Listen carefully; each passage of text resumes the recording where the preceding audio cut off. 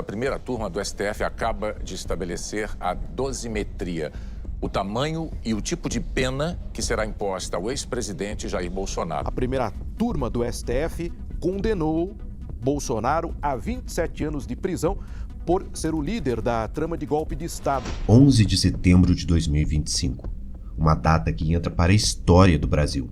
Pela primeira vez, um ex-presidente da República é condenado por tentativa de golpe de Estado. Jair Messias Bolsonaro recebeu uma pena de 27 anos e 3 meses de prisão em regime fechado. A decisão da primeira turma do Supremo Tribunal Federal foi clara, mas as consequências, essas são tudo menos simples. O que acontece agora? Quais os impactos na economia, na nossa vida e na posição do Brasil no mundo? Hoje vamos analisar os cenários que se abrem a partir desse veredito histórico. A condenação não é o fim da polarização, pelo contrário, ela joga gasolina no fogo. Para uma parte do país, a decisão é uma vitória democrática, a prova de que as instituições funcionaram e que ninguém está acima da lei. Ministros como Carmen Lúcia falaram em prova cabal de um plano sistemático contra as instituições, liderado por Bolsonaro. Para eles, a condenação é a resposta necessária aos ataques que culminaram na invasão da sede dos três poderes. Mas para outra parte significativa do Brasil, o veredito é a confirmação de uma perseguição política. Aliados do ex-presidente falam em suprema perseguição e usam um voto divergente do ministro Luiz Fux, que pedia a absolvição, como argumento que o julgamento foi político e não técnico. Essa divisão não é apenas retórica, ela define o tabuleiro para as eleições de 2026.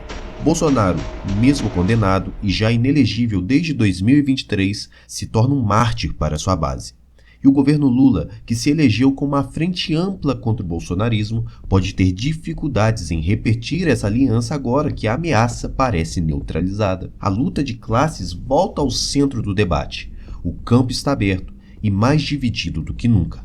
Enquanto a política ferve, a economia sente o calor. No curto prazo, o mercado financeiro pareceu absorver o impacto. O Ibovespa até renovou as máximas históricas no dia do julgamento, mas isso pode ser um sinal enganoso. O verdadeiro problema é outro. Instabilidade política assusta investidores. Menos dinheiro entrando no país significa dólar mais caro, juros mais altos e, no fim da linha, preços maiores no supermercado e menos empregos. E a condenação de Bolsonaro adiciona um fator de risco explosivo a essa equação. Donald Trump. O governo americano, sob o comando de Trump, já havia imposto tarifas de 50% sobre os produtos brasileiros e sancionado o ministro Alexandre de Moraes. O resultado? Uma queda de 18,5% nas exportações para os Estados Unidos só no primeiro mês. O agronegócio estima perdas de quase 6 bilhões de dólares. Agora, a ameaça é de uma escalada. O secretário de Estado americano Marco Rubio prometeu uma resposta adequada a essa caça às bruxas. Analistas falam em novas sanções contra os outros ministros do STF e até contra instituições financeiras, como o Banco do Brasil. Isso colocaria os bancos brasileiros em uma situação impossível. Ou cumprem a lei americana e são punidos no Brasil, ou cumprem as leis brasileiras e são isolados do sistema financeiro global. A crise vai além da economia. Ela coloca o Brasil no centro de uma disputa geopolítica. Quando falamos em intervenção americana, não estamos necessariamente falando de tanques nas ruas. A história mostra que a influência dos Estados Unidos na América Latina é muito mais complexa, usando pressão econômica, diplomática e jurídica. Para Trump, a questão é pessoal. Ele declarou que o que aconteceu com Bolsonaro é muito parecido com o que tentaram fazer com ele. Essa visão transforma a política externa em uma extensão de suas batalhas domésticas, com o Brasil como palco. E quem se beneficia com essa tensão? A China. Pequim rapidamente criticou as tarifas americanas, se posicionando como alternativa. O Brasil fica espremido entre duas superpotências. Ao mesmo tempo, a crise com os Estados Unidos pode acelerar a busca por outros parceiros, como a União Europeia, que negocia um acordo comercial histórico com o Mercosul. O Brasil está em uma encruzilhada. Cada movimento no tabuleiro doméstico gera uma reação em cadeia no cenário internacional.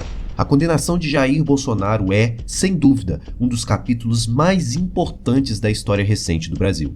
Mas a história está longe de acabar. As consequências, como vimos, são profundas e complexas. O que está em jogo não é apenas o destino de um político, mas o caminho que o Brasil escolherá seguir nos próximos anos. Um caminho de maior isolamento e conflito ou de diálogo e reconstrução. As peças ainda estão se movendo. E para você? A decisão do STF foi um ato de justiça para proteger a democracia ou uma perseguição política? Deixe sua opinião nos comentários, queremos ouvir a sua voz. E para não perder os próximos capítulos dessa história, contados de forma clara e direta, se inscreva no canal e ative as notificações. Assim você acompanha tudo em primeira mão e de forma descomplicada. Nos vemos nos próximos vídeos.